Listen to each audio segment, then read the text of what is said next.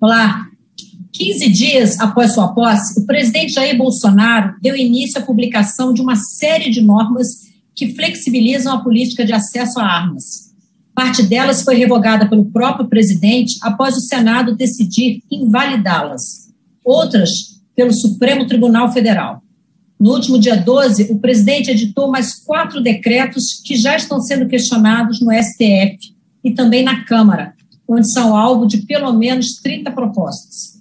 Eu sou Maristela Santana e para debater prós e contras da flexibilização do armamento, eu recebo hoje o coordenador da Frente Parlamentar de Segurança Pública, deputado Capitão Augusto, do PL de São Paulo. Felipe Angeli, gerente de advocacy do Instituto Sou da Paz. O deputado Nilton Tato, do PT de São Paulo, um dos parlamentares que trabalham pela revogação desses decretos. E Benê Barbosa, especialista em segurança pública e presidente do movimento Viva Brasil. Você, como sempre, é nosso convidado. Você participa do nosso debate, pode ser pelo Facebook, o YouTube, pelo Twitter da TV Câmara. Você também pode participar pelo nosso WhatsApp, 61 996202573. Senhores, muitíssimo obrigada por terem aceitado o nosso convite para esse debate, que com certeza é um debate de grande interesse público. Mas antes de começar o nosso debate, eu quero mostrar alguns números sobre armas no Brasil que podem servir de pano de fundo para a nossa conversa. A primeira arte mostra o crescimento do número de registros de armas no Sistema Nacional de Armas, o SINARME, que é de responsabilidade da Polícia Federal.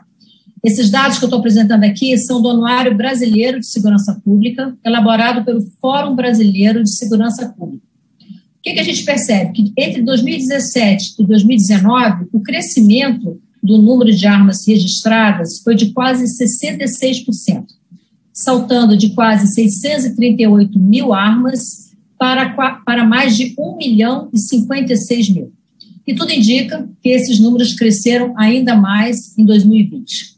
A segunda arte, a gente traz algumas informações sobre mortes violentas intencionais. Então, nessa pizza aí, essa parte verde maior, mais uma vez, vale registrar, são informações do Anuário Brasileiro de Segurança Pública, a partir de dados fornecidos agora pelas Secretarias Estaduais de Segurança.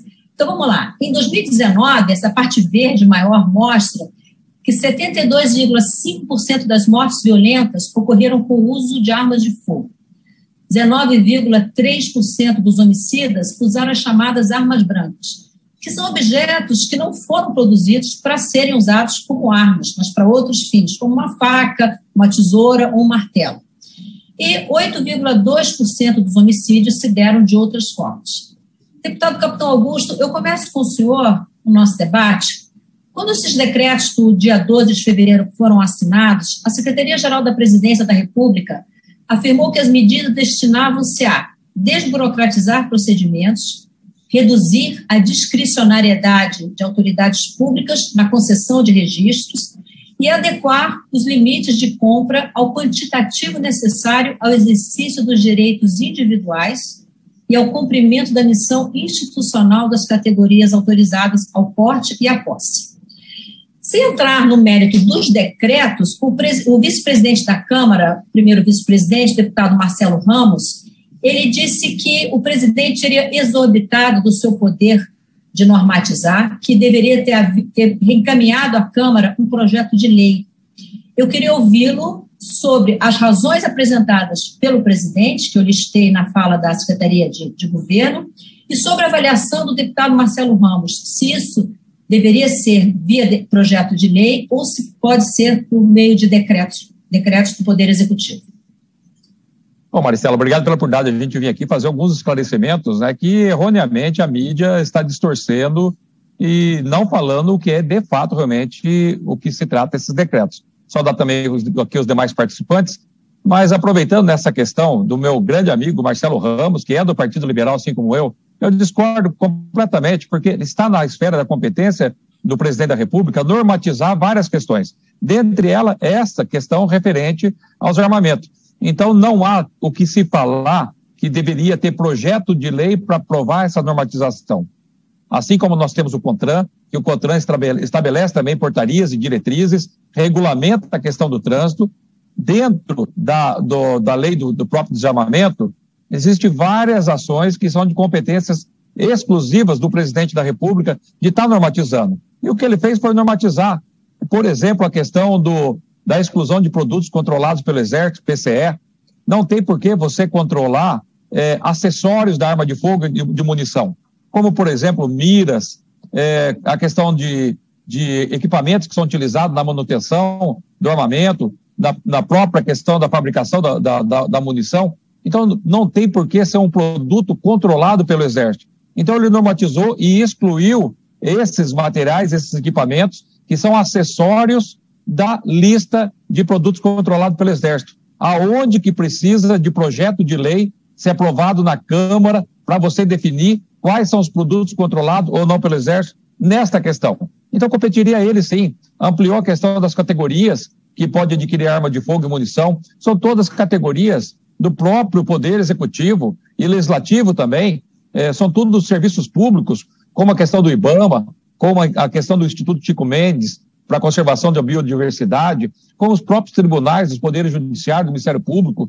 Então, o que ele fez foi só normatizar tudo que está dentro da sua competência. Então, não há por que realmente o grupo de desarmamentistas, os parlamentares desarmamentistas, quererem criticar esses decretos, porque em momento algum ele exorbitou de suas funções e de sua competência. Ok, deputado, obrigada. Deputado Nilton Tato, ainda nessa mesma avaliação da motivação para as armas, naquela reunião do dia 22 de abril do ano passado, a reunião ficou bastante famosa, o presidente Bolsonaro, ao comentar a questão das armas, ele disse, abre aspas, por que eu não estou armando o povo?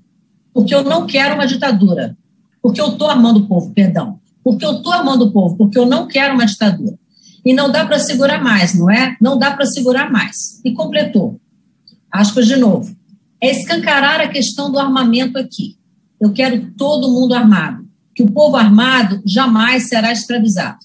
O senhor concorda com essa forma de proteger a sociedade de governantes com, digamos assim, pendores ditatoriais? Primeiro, eu quero aqui cumprimentar a Maristela, parabenizar pelo trabalho, pela expressão nacional, cumprimentar o deputado Capitão Augusto, o Benê Barbosa, do Movimento Viva Brasil, o Felipe Angeli, do Instituto Sou da Paz. Porque esses decretos, na verdade, é você colocar, desmontar completamente a lei do desarmamento, que foi objeto de plebiscito, foi objeto de amplo debate na sociedade. A sociedade brasileira não quer se armar.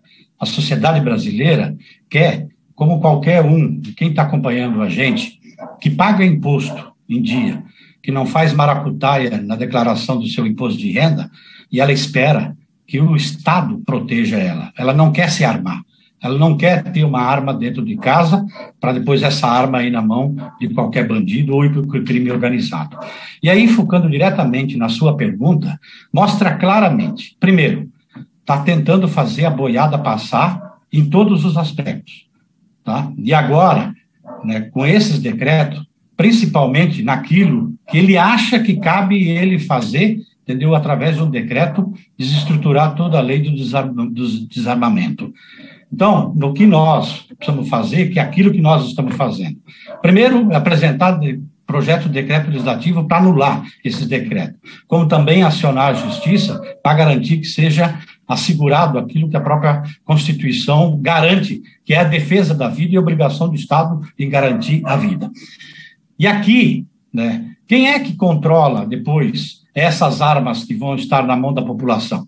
Então, muito bem colocado aqui, e não era esse o sentido do debate, mas o que o presidente da República está fazendo nesse momento, e eu chamo a atenção para as pessoas que acompanharam o final e a posse do presidente Biden, né, quando o Trump mobilizou a população que não aceitava os resultados da eleição e que foram lá para invadir o Capitólio.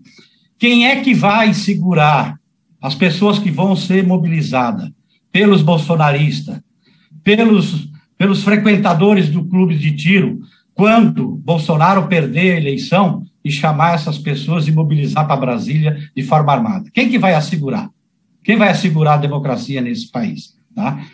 Quem é que vai assegurar que agora, com esse decreto, permite A posse e o porte da arma, quando a pessoa sai de casa, se diz que está indo para um clube de tiro, no interior do país, em qualquer lugar, um fazendeiro, vai lá com um carro carregado de arma e de munição, nós vamos ter mais aumento da violência no campo.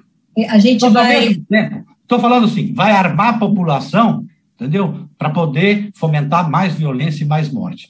E os estudos todos podem mostrar. E aqui tem gente, especialistas, que mostram claramente. Nós vimos diminuindo o número de homicídios ao longo na medida que ia implantando a lei do desarmamento. Agora, no início do governo Bolsonaro, já começa a voltar o aumento de homicídio. São quase 50 mil mortes por ano. Em 20 anos, 1 milhão de pessoas que morrem. E quem que é que morre? Quem que é que morre? Levanta lá. É preto pobre da periferia de São Paulo. Quem acompanhou ontem a reportagem do Fantástico, mostra claramente que nós precisamos discutir com seriedade a questão da segurança pública nesse país, não da forma como o Bolsonaro está tocando com esses decretos. Ok, deputado, obrigada. Benê Barbosa, a gente está entrando agora no teor dos decretos, nas mudanças realizadas. Uma das mudanças foi o aumento de 4 para 6 do limite máximo para aquisição de arma de fogo de uso permitido pela população civil. Esse limite sobe para 8 no caso de policiais, agentes prisionais, de membros do Ministério Público e de tribunais. Eu queria ouvir sua opinião sobre esse quantitativo e já acrescentar um comentário que chegou pelo Facebook. O Fidelis Fantin, ele diz o seguinte: o desarmamento da população é unanimidade entre os ditadores. Então, ele concorda com a visão do presidente da República, né? Países que desarmam a população majoritariamente mostraram aumentos nos índices de homicídios. Aí ele cita Venezuela, Brasil e Inglaterra. Segundo ele, vários países da Europa com políticas menos restritivas ao direito de defesa têm taxas de homicídios muito melhores do que a Inglaterra. Ele cita a Áustria, Suíça, Noruega, Croácia e Islândia. Então, eu queria ouvir sobre esse aumento do número de armas, sobretudo para cidadãos comuns, e o que o Fidelis Fantin fala em relação a outros países. Vamos lá. Bom dia a todos, né? Obrigado aí pela oportunidade. A primeira questão, né? Essa questão das 6 armas, infelizmente a gente tem visto, né, e ouvido uma gritaria muito grande, como se isso fosse uma grande novidade, e não passa nem perto disso, né? Na realidade, o número 6, né, como o número máximo de armas de fogo, ele é já histórico no Brasil, né? Ele foi normatizado na década de 80 ainda, quando se podia comprar, né, esse tipo de armamento dividido na seguinte classe, né? Então, 2 armas curtas, que são as armas de defesa, um revólver e uma pistola, por exemplo, 2 armas longas de arma raiada, que são as carabinas, né, uma carabina 38, uma carabina 22, né, e 2 armas de alma lisa, né, que são as chamadas mais popularmente de cartucheiras, né? Então, isso não há nenhuma novidade nisso. Aliás, né, essa redução para 4, que infelizmente se pesquisa muito pouco, se conhece muito pouco esse assunto no Brasil, ela aconteceu exatamente no primeiro ano do governo Bolsonaro, né? Ela nunca deixou de existir, né? Nunca deixou de estar presente, né? Então ele reduziu para agora voltar ao limite histórico. Então é muita gritaria por nada, né? A questão da história, a história mostra, né, e realmente o nosso comentarista aí está corretíssimo nisso, né?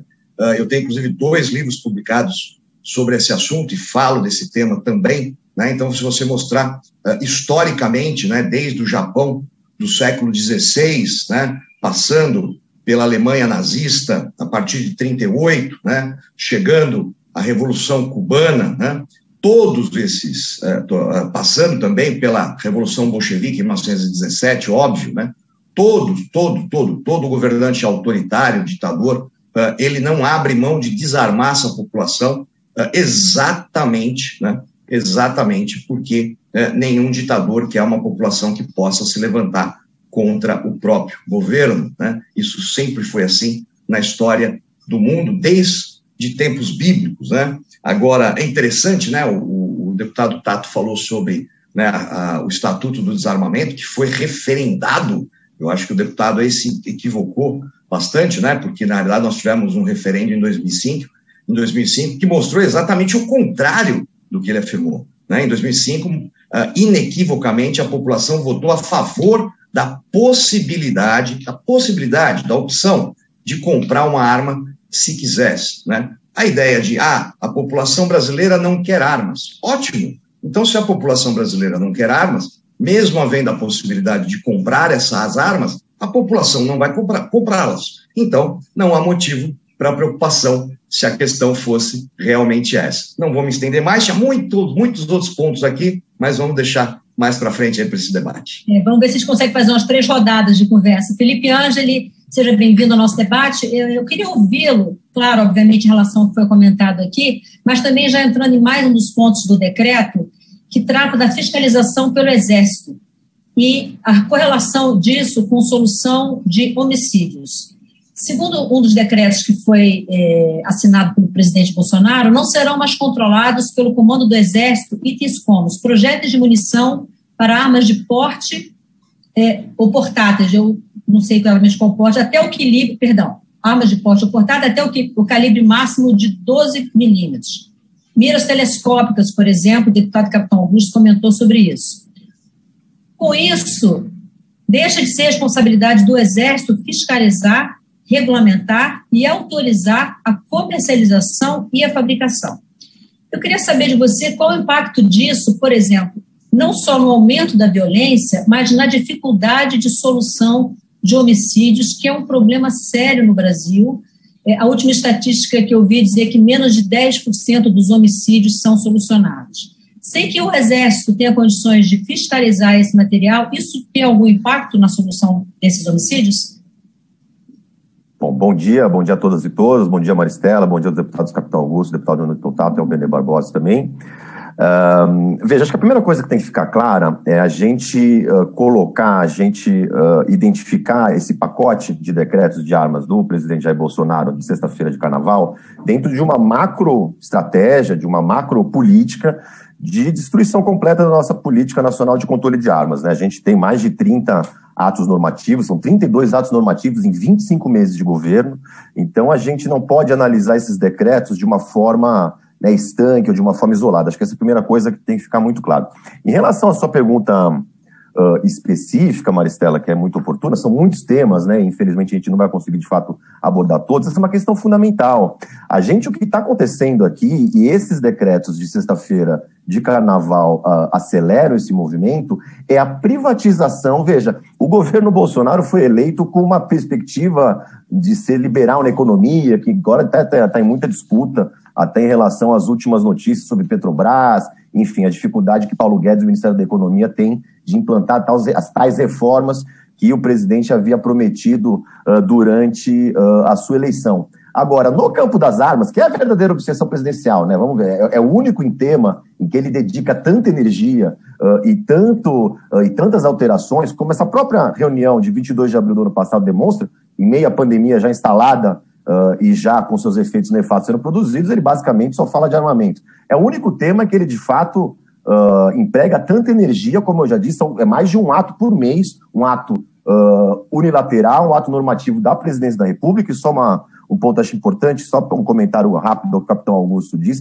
o presidente ele não tem a competência de normatizar, o presidente tem a competência de regulamentar, e ele tem que regulamentar de acordo com o que prevê a lei, votado pelos senhores deputados, não ao contrário legis, ao contrário do que diz a lei. Só esse pequeno esclarecimento. Em relação à questão da sua pergunta, Maristela, o que eu estava dizendo é o seguinte, ele o único ponto talvez que ele esteja privatizando, e ele está privatizando isso aos clubes de tiro, ele está privatizando isso aos CACs, aos tais caçadores, atiradores, colecionadores, que é um grupo muito pequeno da população brasileira, e independente da necessidade que esse grupo obviamente tem, como qualquer um, de ter seus direitos respeitados, a gente tem que considerar o interesse público que se sobrepõe a qualquer grupo minoritário na população. O que o presidente está dizendo, abrindo mão da competência do Exército, e veja, competência é essa que está determinada na lei, porque a lei determina que o presidente regulamente, claro, como comandante do Exército, mas regulamente a sua supervisão e fiscalização do sistema, e não simplesmente abrir mão. O que isso está autorizando é basicamente, no mercado de projéteis de arma de fogo, inclusive do chumbo, o chumbo que fere o indivíduo a partir do disparo, não tem a menor fiscalização. Isso basicamente pode ser vendido em feira, a partir do texto publicado na sexta-feira, pouco antes da meia-noite, também com senso de urgência que muito me espanta. Ou seja, então vamos criar um mercado de peixe, de munições, que você recarrega isso na sua casa, você recarrega isso, compra pólvora, compra os projéteis, compra o chumbo e vende isso no mercado de peixe, como já existe, mas agora o Exército ele vai ser conivente e vai trazer a legalidade, porque o presidente desobriga ele, o Exército Brasileiro, de fazer fiscalização. Outro ponto muito importante, que é contra a legem também, não é uma regulamentação da Presidência da República, mas é contrário à Lei 10.826, é contrário ao Estatuto do Desarmamento, que é essa liberalização quase restrita do porte de arma de fogo por CAC. Veja, no Brasil a gente tem 2 sistemas de entrada, basicamente, de registro de armas de fogo. Polícia Federal e Exército Brasileiro. Cidadãos comuns, Polícia Civil, vigilante privado, Polícia Federal. Polícia Militar, os tais CACs, caçadores, atiradores, colecionadores, Exército Brasileiro. Você tem 2 sistemas, Sigma e Sinarme. Você apresentou os números aí no começo. São 2 sistemas, cada um registra dados de um público diferente. Esses 2 sistemas, apesar de que a lei determina isso desde 2003, não são integrados, não conversam. Isso é um problema histórico. O Exército Brasileiro, inclusive, responde ao Tribunal de Contas há anos o porquê do problema de integração entre esses 2 sistemas. Com a liberalização mais ampla desses decretos do porte de CAC até 2 armas municiadas em qualquer itinerário, coisa que a lei não autoriza de forma alguma, inclusive armas de uso restrito, armas cuja a potência de disparo atinge, inclusive, as blindagens que autoridades da República utilizam. Veja o risco que a gente está correndo.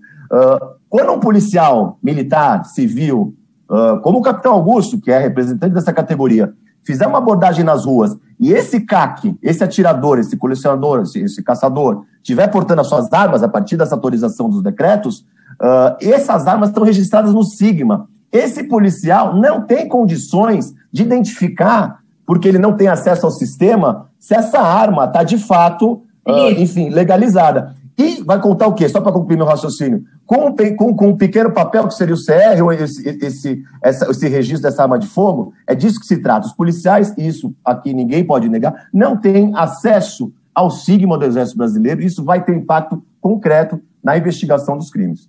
Nós vamos falar daqui a pouquinho sobre a questão dos CACs, que realmente é uma coisa que chama bastante atenção, mas eu queria ouvir o capitão Augusto, inclusive, deputado, o seu olhar de policial sobre esse tema, justamente essa questão do controle pelo Exército. Em 2006, a CPI do tráfico de armas da Câmara dos Deputados confirmou que há muito se falava e que depois continuou se falando, que boa parte das armas ilegais apreendidas foram desviadas do poder público.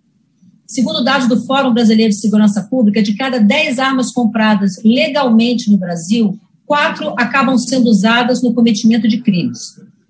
A minha pergunta é o seu olhar de policial sobre isso. Reduzir a participação do Exército Brasileiro no controle e fiscalização do armamento não pode dificultar ainda mais o rastreio desse material? Bom, primeiro não podia deixar de falar da minha opinião sobre o que o Nilton Tato e o Felipe disse. Eles têm todo o direito de ter essa postura desarmamentista, de ser contrário às armas, mas jamais falar em nome da população brasileira. O Benê Barbosa foi muito feliz, realmente o plebiscito que foi feito, a população foi contrária ao Estatuto do Desarmamento, a população queria sim manter o armamento do cidadão de bem, e também não é verdade que houve um aumento da criminalidade, muito pelo contrário. Pela primeira vez na história, nós tivemos uma redução nos crimes cometidos no Brasil e, coincidentemente ou não, com o aumento da população de bem armada. Então tem que deixar bem claro isso aí para não induzir quem está nos assistindo de achar que o armamento da população de bem é algo que vai aumentar a criminalidade, o que é uma grande mentira. Então está mais do que provado que a partir do momento que nós conseguimos flexibilizar, ainda que pouco, o porte e posse de armas, pela primeira vez na história, desde a época do desarmamento, do Estatuto do Desarmamento, nós tivemos uma redução da criminalidade do país. Esta questão também de falar que as armas são desviadas para o cometimento de crime, primeiro que esse dado não é verdadeiro.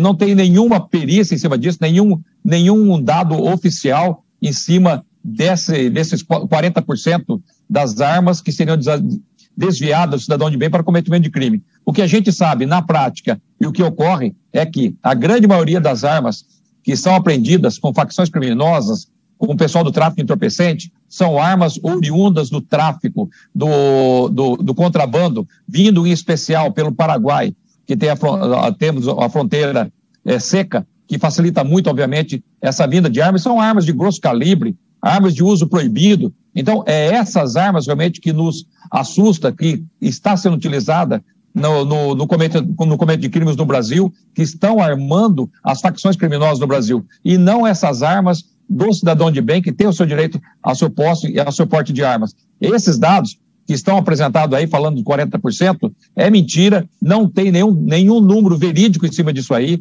não tem nenhum dado estatístico que tenha sido levado um mínimo de critério para estar falando desses números. Então, o que a gente vê realmente são uma política do grupo de desarmamentistas em cima de dados inverídicos para tentar frear essa questão que nós trabalhamos tanto pela flexibilização do posse e porte de armas. E eu, como policial militar, tenho a convicção absoluta, se nós realmente flexibilizarmos para o cidadão de bem, vamos lembrar que nós não mexemos nos critérios para a pessoa comprar, adquirir sua arma e o porte de armas. Nós não mexemos. Continua extremamente rigoroso no país você ter o direito ao seu porte de armas. É muito rigoroso. E nós não mexemos nesses critérios. O que nós estamos fazendo é flexibilizando outras normas para que as pessoas possam ter direito ao seu posse e porte de arma. Ele está ligado. Bom, eu vou aproveitar, antes de passar para o nosso próximo debatedor, e fazer um breve esclarecimento sobre essa questão do referendo e do plebiscito. Em 2003, foi aprovado o Estatuto do Desarmamento, que é a Lei 10.826. E lá há um artigo que diz: é proibida a comercialização de arma de fogo e munição em todo o território nacional, salvo para entidades previstas no artigo 6º dessa lei. Esse artigo 35, ele foi submetido a um referendo, como previsto no próprio artigo. O artigo, quando ele foi aprovado, que foi sancionado, ele previa a realização de um referendo que deveria confirmá-lo ou não. Esse referendo foi realizado em 2005, e o resultado, a pergunta era: o comércio de armas de fogo e munição deve ser proibido no Brasil? Quase 64% dos brasileiros disseram não, e 36% disseram sim. Com isso, esse artigo, apesar de permanecer na norma, ele perdeu a sua eficácia em relação à proibição de venda. E aí o que acontece? Pode haver a venda, como existe, mas ela é bastante restrita porque ela obedece a todas as outras restrições previstas. E aí existe um grande debate em torno disso. Se com a manutenção dessas restrições, estaria sendo desrespeitada a decisão da população. Inclusive, algumas pessoas estão comentando isso. O Juan Macedo, ele diz: o Congresso deveria reverberar a voz do povo. O povo já escolheu. Nós queremos o pleno acesso a armas de fogo. Então, ele se refere ao referendo. Já a Carmelita Filardi, ela diz pelo Facebook: sou literalmente contra. Não precisamos de armas, precisamos de vacinas para enfrentar a Covid. O cidadão pode sair às ruas com 2 armas. Pergunto, para quê? O que vai virar o nosso país? Deputado Nilton Tato, eu queria entrar agora no debate sobre a questão dos CACs, que já foram mencionados aqui. E eu sei que o senhor é autor de um projeto que trata especificamente desse assunto, então eu vou pedir para colocar no ar uma arte com registros ativos no Sigma, que foi mencionado aqui pelo Felipe. O que essa arte também, esse gráfico também, ele tem dados de 2019, foi elaborado pelo Fórum Brasileiro de Segurança Pública com dados do Sigma, que é o Sistema de Gerenciamento Militar de Armas de Responsabilidade do Exército. De 2019 para 2020, o número de registro de armas de fogo para atiradores desportivos mais do que dobrou. O de armas de colecionadores quase quadruplicou. E o de armas para caçadores cresceu 65%. Com isso, ao longo de 2020, o número de registros ativos de armas para os chamados CACs passou de 225.276 para 496.172, um aumento de 120%. Deputado Nilton Tato, eu queria ouvir em relação a 2 pontos.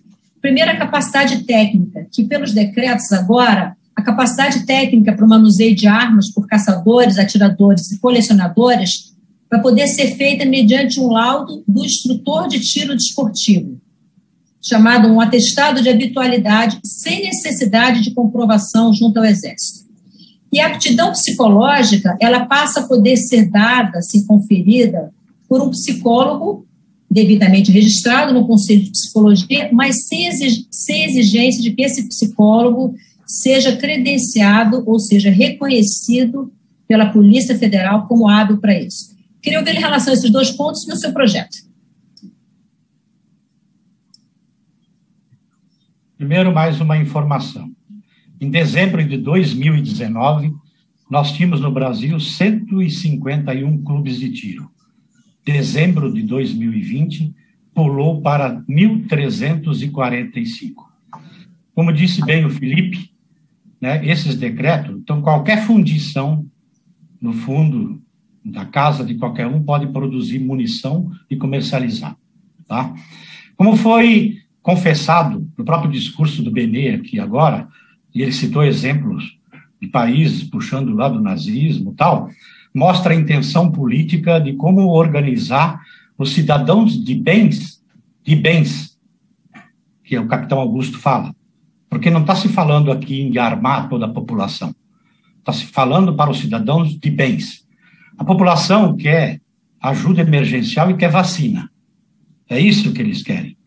Tanto é que a própria bancada da bala, que o capitão Augusto representa aqui na frente parlamentar, tá, apoia a política contra a vacina do governo Bolsonaro, apoia a política contra a ajuda emergencial dos R$600. Tá?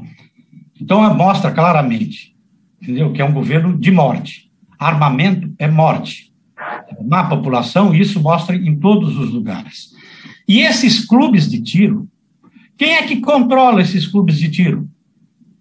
Quem é que controla eles? Porque aqui os próprios decretos estão tirando a regulamentação e o papel do Estado em controlar produção, comércio, comercialização de armas. Quem é que garante que as armas não vão aparecer nos amigos da família Bolsonaro, como aconteceu naquele condomínio lá na Barra da Tijuca? Essas milícias que estão sendo armadas. Quem é que garante que esses clubes de tiros não estão sendo organizados pelas próprias milícias? Quem é que garante isso? Quem é que está fiscalizando esses clubes de tiro? Quem é que está fiscalizando? Tá? Quem é que garante que aquilo que o relatório da Comissão Pastoral da Terra vem demonstrando, que na medida em que vai se armando mais a população, em especial os cidadãos de bens, os fazendeiros, os latifundiários, os grileiros, e aí vem demonstrando o assassinato de pessoas no campo, lideranças indígenas, ambientalistas, quilombolas. Os dados estão aí, estão mostrando claramente. É armar a população, entendeu? Que população que vai armar? Os cidadãos de bens. É isso? Qual é a ideia do seu projeto, para a gente poder A ideia é acabar com os clubes de tiro, porque ele não tem sentido nenhum, importância nenhuma para os grandes problemas do país. É para atender uma minoria que quer se armar, tá? E fazer com que, nesse país, não se aprofunde o debate da democracia, da inclusão social, da participação, do investimento em educação. Eu gostaria muito bem que os clubes de tiro se transformassem em bibliotecas. Meu Deus do céu, meu Deus. Tornassem bibliotecas. Ia ser diferente. Meu Deus do céu, meu Deus. Não dá. Quem quer fomentar os clubes de tiro, o senhor é um mentiroso. A biodiversidade, o senhor é um mentiroso, animais, o senhor é um ditador, o senhor é um autoritário. Quer fomentar a violência. Falar que quer acabar com o clube de tiro, isso é um absurdo. Isso é um absurdo. Tiro esportivo é uma modalidade olímpica. Vocês têm uma intenção política por trás, que é impedir o aprofundamento da democracia. Você já confessou no seu primeiro discurso que vocês querem... Você entendeu ao contrário, deputado? Será que eu vou ter que desenhar? Armar os segmentos mais radicais da extrema-direita. Quem desarma como o senhor são os ditadores. Trazer mais violência. Os ditadores são os que desarmam, exatamente como o senhor, Benê, eu quero ouvi-lo, já que você já está com a palavra, eu quero ouvi-lo e passar mais uma informação aqui para quem nos assiste. Em relação aos CACs, um dos decretos assinados pelo presidente no último dia 12 permite que atiradores registrados comprem até 60 armas e que caçadores comprem até 30 armas. sem necessidade de autorização expressa do Exército, mais uma vez. Aumentou também o quantitativo de munições e de insumos para recargas que podem ser comprados. Qual é a sua avaliação sobre essa mudança? Em relação ao referendo, chegou aqui uma observação da Carolina Ricardo, ela diz o seguinte: o referendo foi respeitado. As armas sempre puderam ser vendidas depois do referendo. Não é fácil, por óbvio. Afinal, trata-se de arma de fogo e não de vassouras, mas sempre continuaram sendo vendidas. Por favor. Bom, vamos lá, né? Primeiro, assim, né? As pessoas precisam conhecer tecnicamente os assuntos antes de falarem tantas bobagens, né? Então, assim, projétil, deputado, o projétil é essa pontinha, só essa pontinha de chumbo aqui, ó, que vai numa munição. Você tem ainda a cápsula, você tem o propelente, comumente chamado de pólvora, você ainda tem aqui atrás a espoleta. Tudo isso daqui, deputado, continua controlado, restritamente controlado pelo Exército Brasileiro. Continua controlado pelo Exército Brasileiro. Se eu pegar só essa pontinha e puser no estilingue, não vai matar ninguém. Pelo amor de Deus, vamos debater com algum sentido técnico, né? Poxa, é muito difícil, né? Muito difícil. O Brasil precisa de vacina? Precisa. E o que impede uma coisa e outra? Qual é a diferença? Né? Uma coisa exclui outra. Então, se o cidadão compra a arma de fogo com o seu dinheiro, a arma de fogo que eu compro é com o meu dinheiro, não é com o dinheiro do governo, não é o Bolsonaro que está dando dinheiro para comprar armas. Ele pega esse dinheiro e compra vacina, não tem nada a ver com isso, uma coisa não exclui outra. É um discurso completamente maluco, é um discurso esse, é maluco. Né? Dizer que os clubes de tiro estão sendo montados por milícia. Olha, eu torço para realmente, eu não sou dono de clube de tiro, mas eu torço muito, e vou fazer o possível para que os clubes de tiro interpelem essa afirmação judicialmente, porque isso é um absurdo. Os clubes de tiro são fiscalizados pelo Exército, O atirador esportivo, o colecionador, o CAC, ele é fiscalizado pelo Exército. Ele pode comprar hoje até 60 armas, na realidade ele já podia como colecionador, né? Ele comprava 12 como atirador esportivo e como colecionador ele não tinha quantidade máxima. E o que ele fazia era tirar da coleção e colocar no mapa de atirador. Mas óbvio, o senhor não faz a menor ideia do que eu estou falando, porque o senhor não conhece, né? E ainda acusa de uma forma criminosa os clubes de tiro do Brasil. É absurdo, é inaceitável.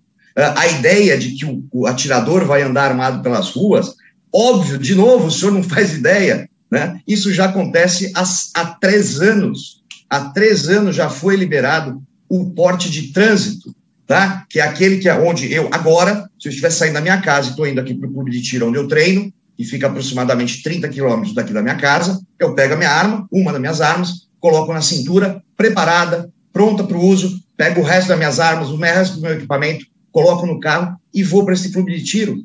E há mais de 200 mil atiradores fazendo isso pelo Brasil há 3 anos. E qual foi o reflexo disso?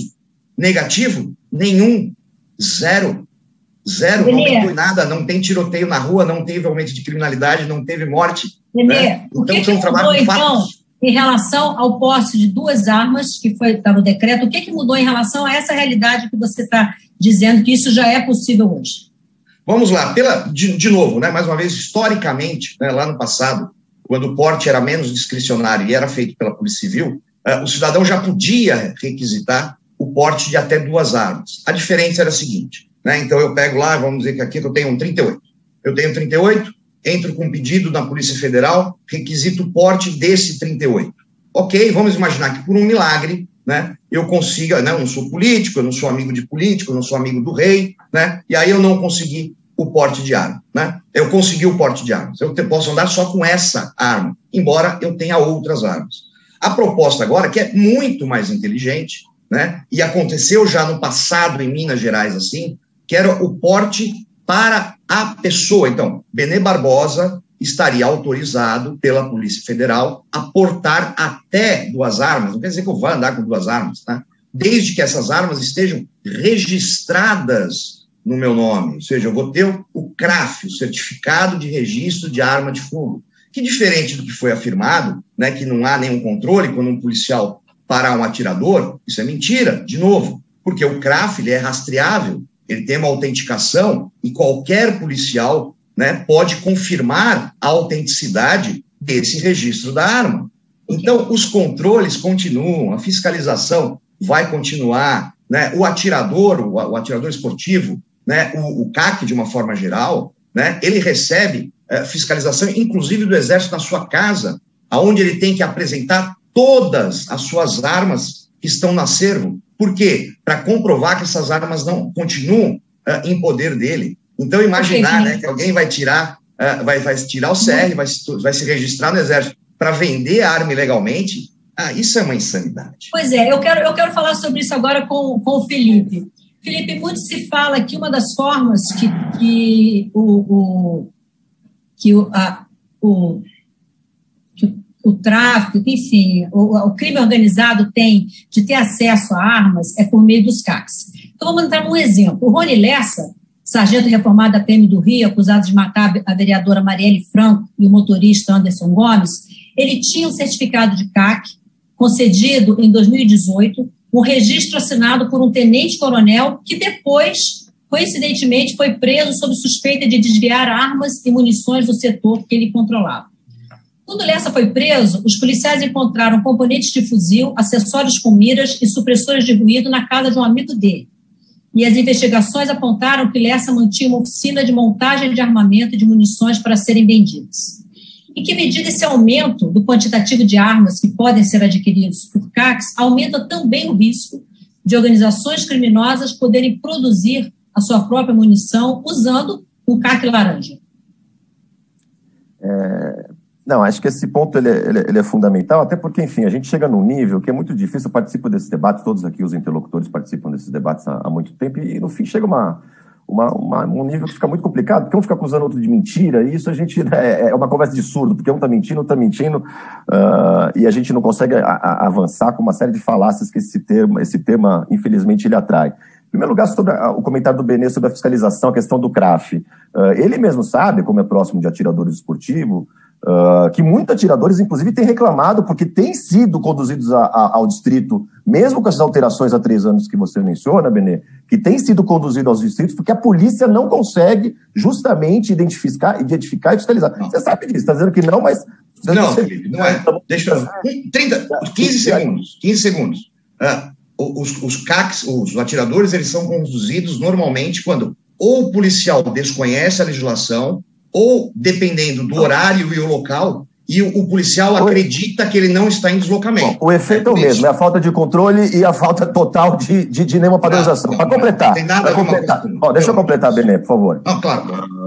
Outra questão, a gente não está, o capitão Augusto, se não me engano, disse, não estamos, ou o Benê, não me lembro, que o Bolsonaro não está pagando por isso e tal. Também não é exatamente verdade. Agora, em dezembro, a gente zerou o imposto de importação de arma de fogo. Esse dinheiro é de todos, tá? É dinheiro meu, é dinheiro do patrimônio público, é dinheiro do erário.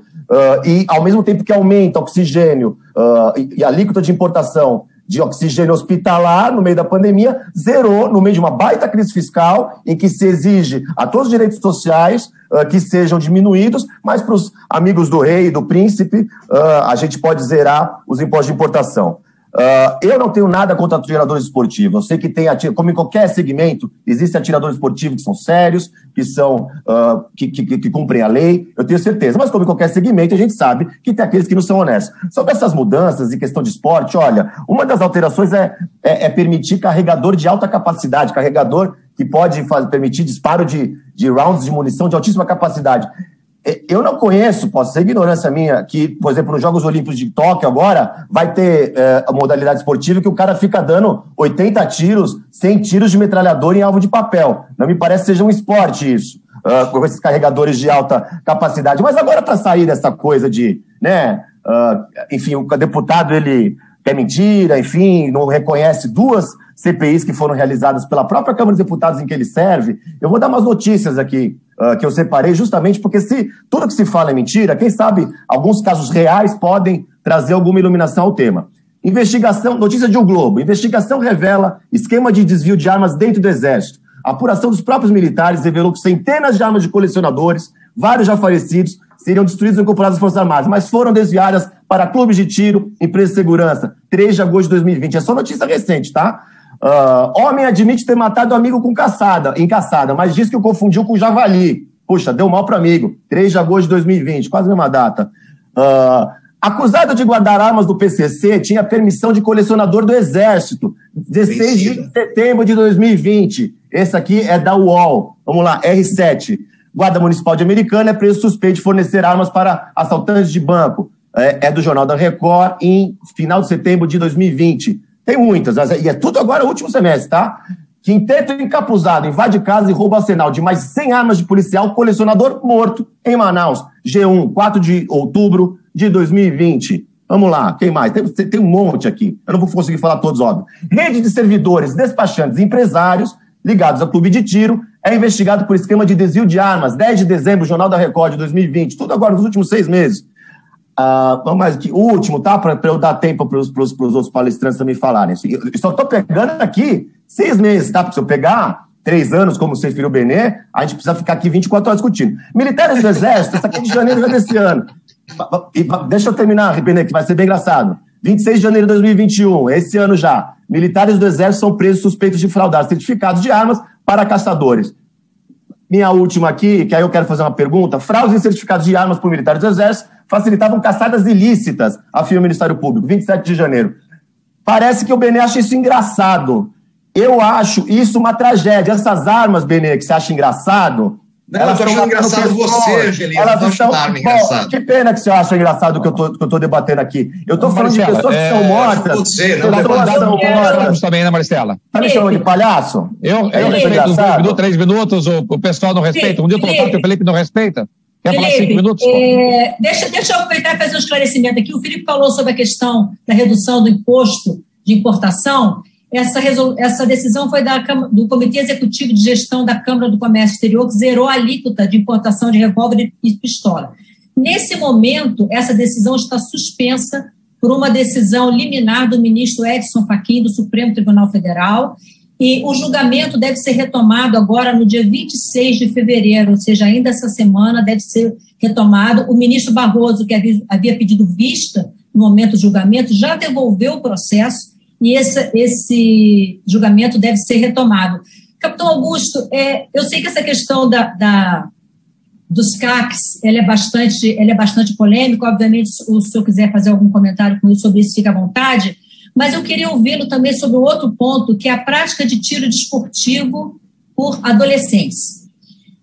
O decreto anterior do presidente já permitia adolescentes entre 14 e 18 anos praticar tiro nas instituições permitidas pelo comando do Exército e com autorização dos pais, mas somente com a arma dos pais ou do clube de tiro. Agora, o jovem vai poder praticar o tiro com uma arma emprestada de algum colega, também atirador esportista. Eu queria saber se o senhor acha isso recomendável. E outra coisa que foi comentada aqui, o Exército pode a qualquer momento ir lá e fiscalizar e tal, mas o decreto também diz que a pessoa que vai ser vistoriada das ações de fiscalização, ela tem que ser comunicada com antecedência mínima de 24 horas pelos órgãos responsáveis. Você acha que faz sentido quem for fiscalizar, avisar, olha, eu estou indo aí amanhã para fazer a fiscalização, isso procede? Eu sou como policial, você acha que isso funciona? Bom, antes de responder essas 2 perguntas, primeiro falar da questão do Felipe aí, que apresentou casos, que é exceção da exceção da exceção, no meio da quantidade realmente de armas e postos, que ele não está falando que é muito grande no Brasil. E também, já que o Newton Tato citou a bancada da bala, politizou trazendo para o governo Bolsonaro, eu posso, o aliado também. Então vamos lembrar, Newton Tato, que vocês do PT, o Lula que vocês endeusam, quando assumiu a presidência do Brasil, nós tínhamos 30 mil mortes violentas ao ano, e vocês entregaram com 65 mil mortes violentas ao ano. Vamos lembrar que vocês barraram todos os projetos que endureciam a legislação penal contra marginais, contra criminosos e até mesmo contra facções criminosas. Vamos lembrar que do pacote do ministro Sérgio Moro, do qual eu relatei, vocês introduziram o juiz de garantias, que vai dar uma impunidade gigantesca, inclusive para esses criminosos. E também vocês derrubaram a prisão de segunda instância, que é um instrumento que nós tínhamos para barrar a violência no Brasil.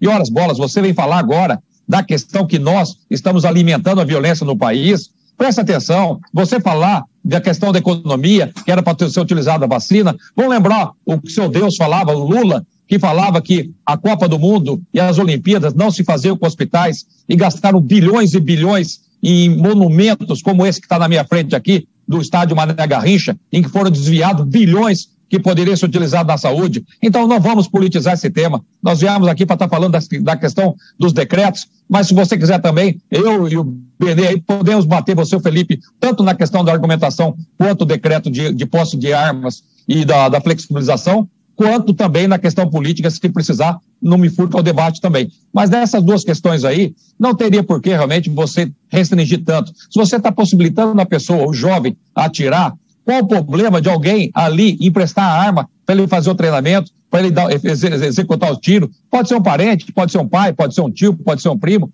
Qual o problema disso aí? Não consigo ver nenhum problema nessa questão.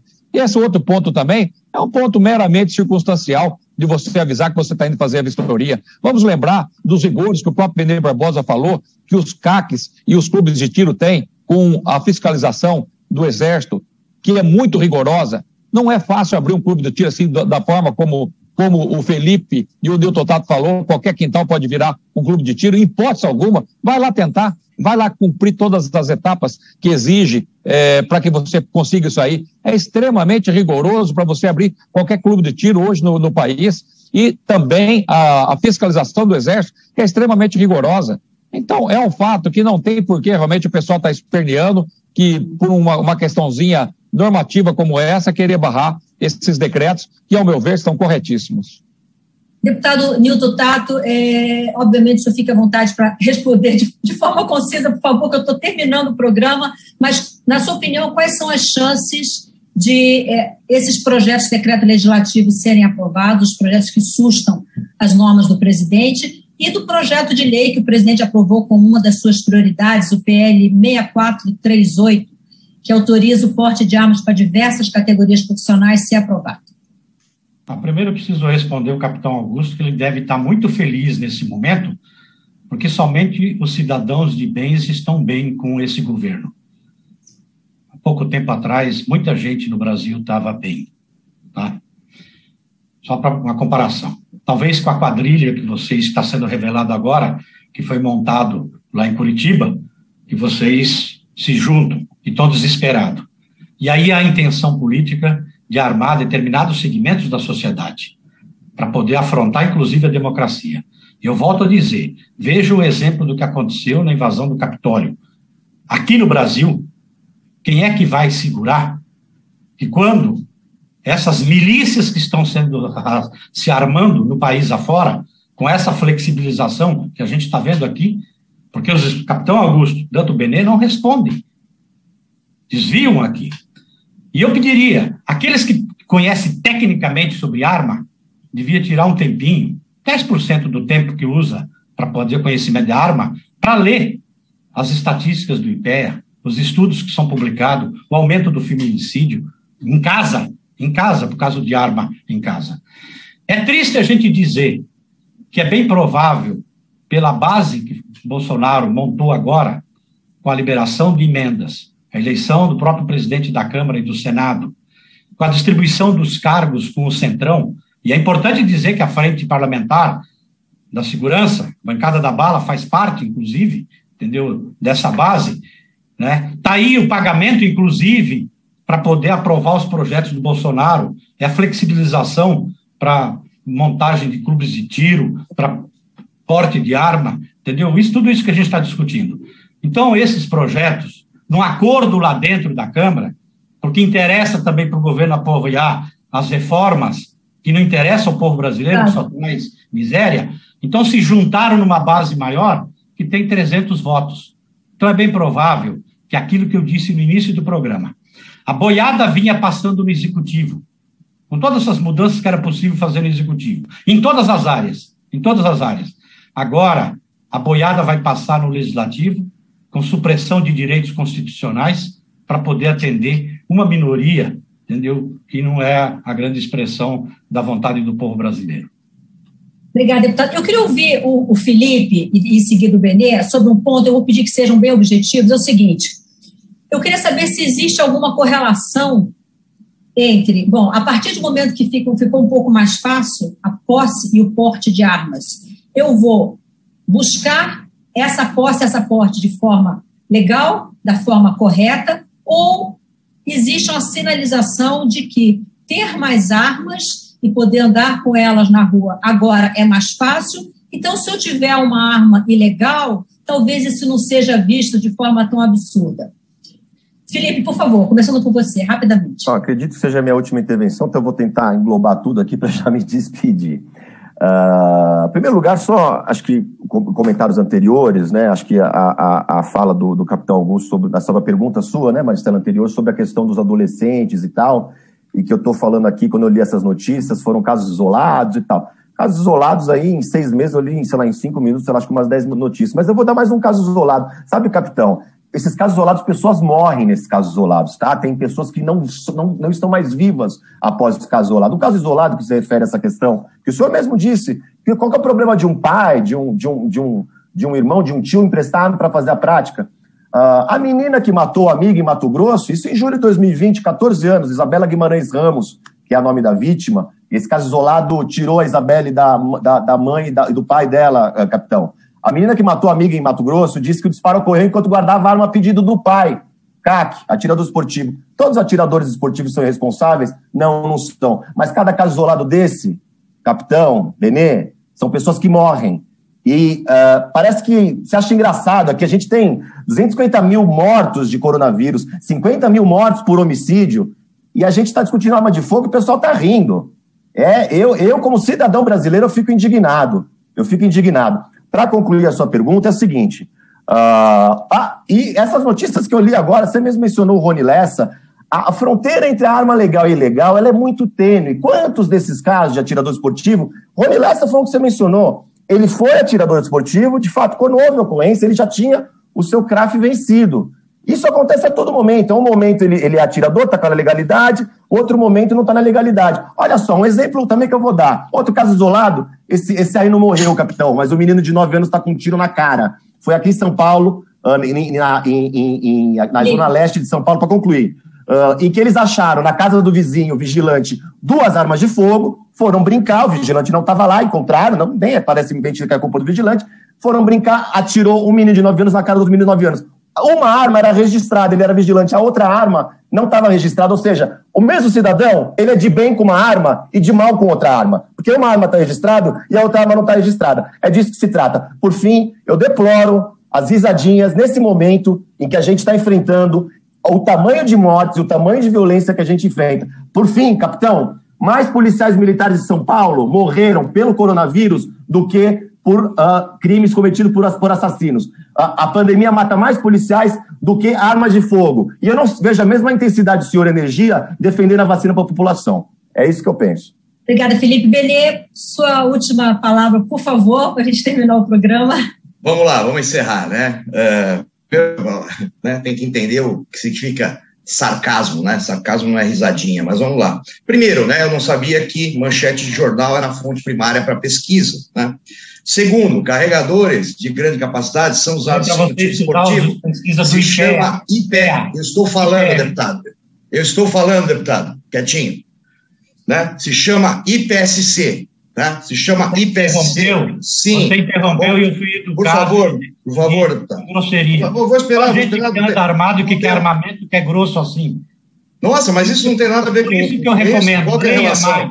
Eu preciso 30 anos de fogo. Encerrar o programa. 30 anos sem nunca ter feito uso ilegal de uma arma, sem nunca ter feito um ato violento. Para a gente encerrar o programa, eu fiz uma pergunta sobre a correlação. As pessoas tendem a buscar armas mais de forma legal, uma vez que passou a ser um pouco mais fácil, ou não? Ou isso estimula, inclusive, as pessoas a terem armas na ilegalidade? Não estimula. Por quê? Porque a legislação, no que diz respeito, né, as armas ilegais, ela continua exatamente a mesma. Né? Isso não mudou. Se eu estiver portando uma arma ilegal, né, e eu for parado pela polícia, eu vou ser detido, né, eu vou ser processado e provavelmente eu vou ser condenado por porte ilegal de arma de fogo. Né? Não existe essa ideia, como muitos parecem imaginar, que a partir desses novos decretos, qualquer um vai sair armado pelas ruas, né? Isso continua valendo, claro, para os criminosos que nunca seguiram a lei. Tanto é que eles nunca seguiram a lei, que após o Estatuto de Desarmamento, né, cresceu o número de homicídios cometidos com armas de fogo no Brasil, mostrando claramente que a política de desarmamento não funciona para o controle criminal. Isso é óbvio. Nós passamos 30 anos no Brasil apresentando o desarmamento como uma solução para a criminalidade. E olha onde nós chegamos, né? Ou seja, nós chegamos exatamente no oposto que foi proposto, né? Essa legislação não funcionou e vai continuar não funcionando, né? Por isso, a necessidade dessas modificações, né? É isso que precisa ser discutido, né? Agora, levar para esse lado emocional, tentando chocar a quem está nos ouvindo com acidentes terríveis, isso é jogar baixo. Desculpa, a verdade é essa. Né? Eu preciso. Pergunta para as vítimas se é jogar baixo, Benê. Pergunta para quem morreu se é jogar baixo. Você continua jogando baixo, você sempre jogou baixo.